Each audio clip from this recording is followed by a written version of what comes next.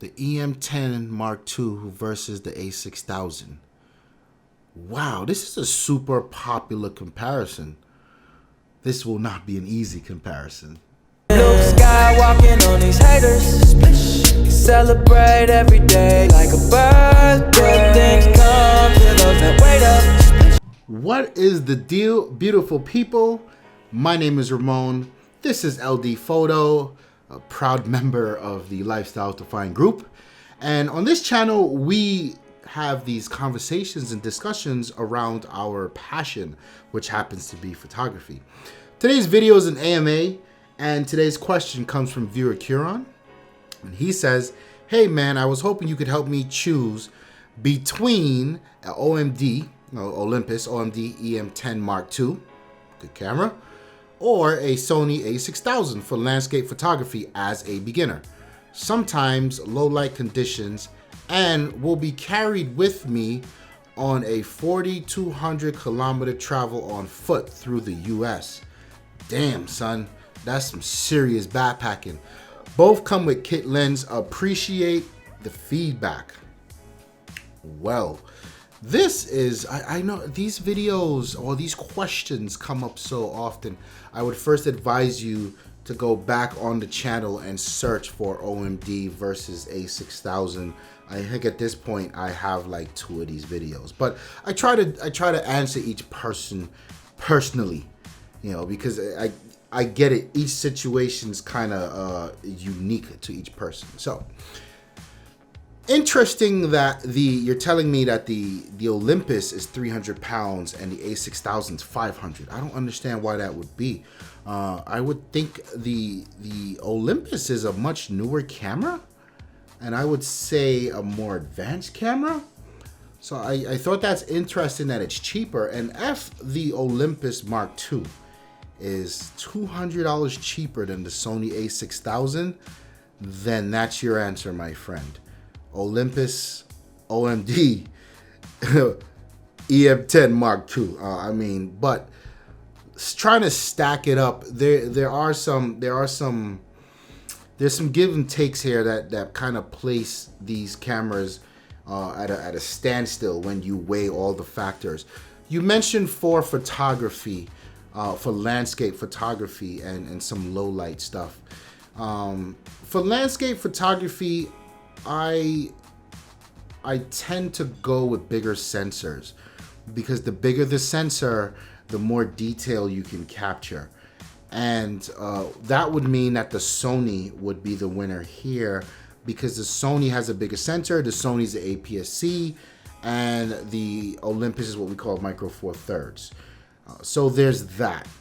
But having shot both of these cameras for a long time, I can tell you that these Olympus cameras have this uncanny ability to provide wild amounts of detail and sharpness that I haven't seen out of many other cameras. So again, a standstill. I feel like they hold their own. When you mention low light photography, in low light conditions, again, the bigger sensor would sort of win, and because the bigger the sensor, the more information it can capture. And yes, the Sony, the A6000 has the bigger sensor. However, it's not stabilized. When you look at the micro four thirds, the Olympus, it is stabilized. So in low light conditions, theoretically, you should be getting some better shots out of that Olympus. However, if you're going to put them on a tripod, I think the Sony would win that, because on a tripod, there's very little chance of shake. So the larger sensor would get you more detail. I think it's a toss-up between the two. What else can I tell you about? If you look at the lenses, I like the fact that the Olympus lenses are a lot cheaper. I like that you have some options. You can go with the Olympus, or if you can't find Olympus lenses, the particular one you want at a price you want, you also have the Panasonic lenses that fit on Olympus. So I like that versatility. I like the aesthetics of the Olympus much better. I think it's a better looking camera. But the Sony is no slouch. That A6000 is a workhorse. I like that Sony's got that app store on it that you can download You can get like a time-lapse app. Yeah, it's $10, but I mean, you have the ability to get it. There's a lot of other stuff in there that's cool, like the remote shutter, remote-less shutter. That's a cool app right there, especially if you're doing low light. You pretty much sort of put your hand in front of the viewfinder to kick off the shutter, and then you do it to stop it. So that's pretty dope. I think it's tough. Coming down to the kit lens, my experience is the kit lenses on Olympus are so much better than anything on Sony side. It's shocking how sharp these Micro Four Third lenses are, and I don't know why that is. It just is. It's the wildest thing. But I mean, at those prices, £300 for the Olympus versus $500 for the Sony, I gotta tell you, homie, you're gonna be in the Olympus family a lot sooner than you anticipated. Leave your comment below because I want to know what you went for. I want to know if my sort of thoughts helped you come any further, any closer to a decision. Don't forget to like the video. Don't forget to subscribe. We have plenty more coming. And if you have any questions, you too can leave them in the comment section down below, and we will answer them in an upcoming video. Thank you so much. My name is Ramon, and I'm out of here. Peace.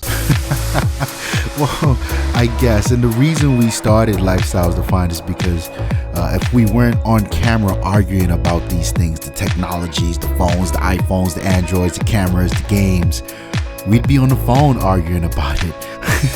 We'd be in each other's houses arguing about it. So why not just put it in front of a camera for everyone to enjoy it the way we do?